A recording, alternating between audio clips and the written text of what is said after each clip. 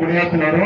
వీళ్ళ పీఠము ఇచ్చోడ గ్రామంలో ఉన్నది, ఆదిలాబాద్ జిల్లాలో ఇచ్చోడ గ్రామము.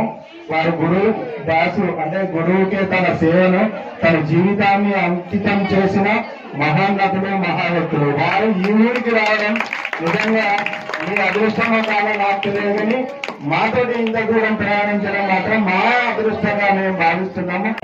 గురు బ్రహ్మ గురు విష్ణు గురు దేవో మహేశ్వర గురు సాక్షాత్ పరబ్రహ్మ తస్మై శ్రీ గురవే నమః. పూర్ణంగా ఈ వ్యాసుడు అంటే ఎవరు మనకు తెలియాలి.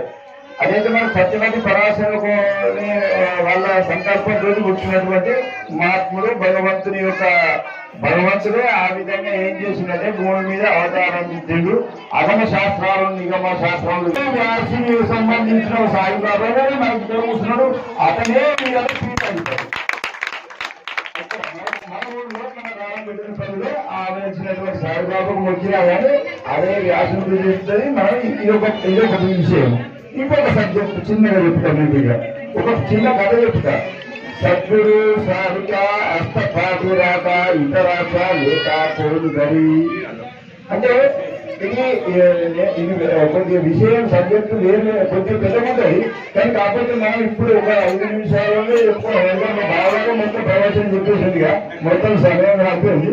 సద్గురు సారిక అష్టపాటి రాక ఇతరాక లేక కోడు గరి మనకు ఆ గురువే, ఇప్పుడు ఆ భగవంతుడే, ఆ వ్యాసుడే మనకు వెనుకనుకున్నాడు. సారిక సద్గురు సారిక అష్టపాటి రాక వెనుక ముందు పాటి రాక అంటే ఇక్కడ మనట్లు ఏంటి అంటే నీ వెనక నిలబడి ఉంటే నీకేం భయం, నీ వెనక సద్గురు ఉంటే నీకేం భయం.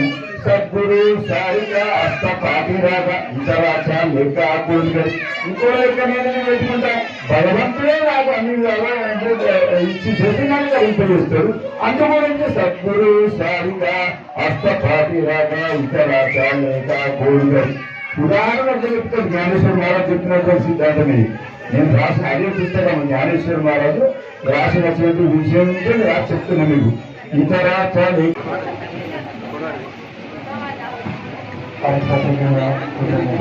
ఈ పాఠాన్ని పరబ్రహ్మ తస్మై